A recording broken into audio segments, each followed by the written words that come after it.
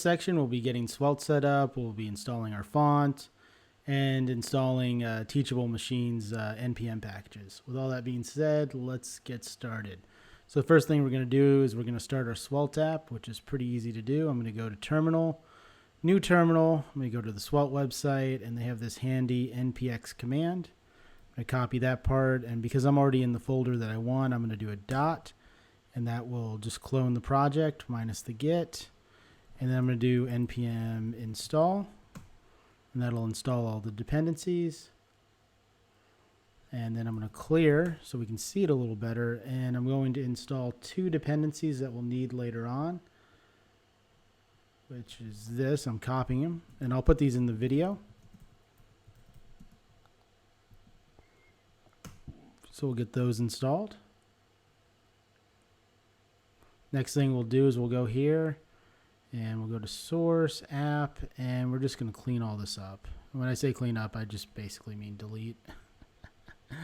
All right, so we'll delete that. We'll need our script tags, so we'll keep that in. We don't need this prop stuff. I have videos explaining what this is, so if you don't know what it is, I'll link to those videos. We're not using TypeScript, so we don't have to worry about the script stuff, but we will delete all the global CSS. And for our index.html, we'll just go ahead and change this to Svelte Teachable Machine AI. So why not? And then we need to make all these relative because we're going to be posting this to GitHub. So we want all these links to be relative. So we'll do that. And I think, oh yeah, the only other thing we need to do is we need to go to our, we're going to use this Google font, so we're going to select it.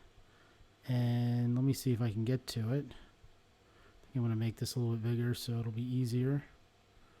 And let's see. How would I, is it right here? I can view my fonts. Yes. So I'm just going to import it in like so. So I'll put that into the global CSS. And then I will just say body and use that. And then we'll just test this out by putting in a quick H1 into our app. We'll just say test. And then I'm going to clear out again, make this a little bit smaller. So I'm going to clear this and do npm run dev, which will turn on our dev server. And then if I right click on that, you can see it's working. So our font's installed, everything's set up. Ooh, one last thing I forgot to do, which is we want to include our everything that we did in the Teachable Machine into this project as well. So I'm going to create a folder called model, and then I'm going to go here, and I have put the zip file that I downloaded in the last video right here. So I'm going to unzip that. And I'll actually change this to model because that'll be a little bit easier. And then go back to this, and I'll delete model here. I'm going everywhere, guys. So we just want model to be in our public folder. And the reason that we want it to be in our public folder is so that the website can access it. So I'm just going to put that inside the public. Hopefully that got in.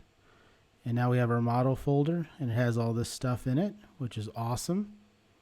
So let's go back here, and that's looking good. So in theory, if I go here to model, and then I go to model.json, I should see that. Okay, that's working. That's awesome. So you can see the gigantic JSON file that Teachable Machine produces. All right, with all that being said, I'm going to commit this, and I'll put a link to the branch in here as well. And I'm going to also delete this because we don't need the test thing anymore. All right, I'll catch you in the next section.